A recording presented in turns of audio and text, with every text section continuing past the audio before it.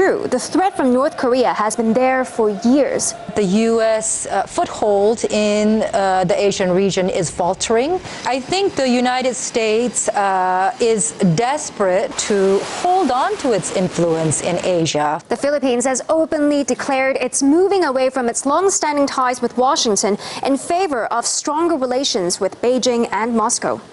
While Malaysia, Vietnam, and Thailand have all been drawing up new defense and security deals with China and Russia.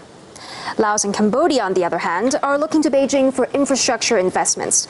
Not to mention the ongoing protests against U.S. military bases in Japan, particularly in Okinawa.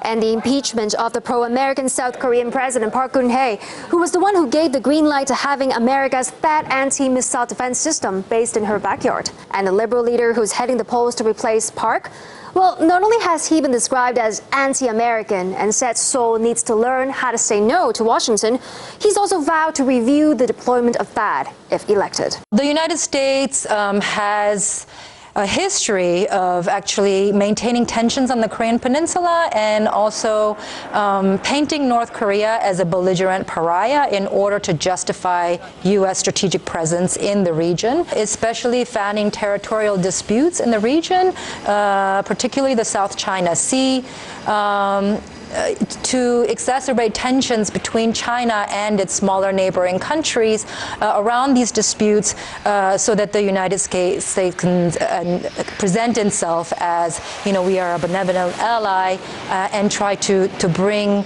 the Southeast Asian nations under U.S. wings to turn against China. So, before the public join President Trump in wagging fingers at North Korea, just remember, there's always a backstory.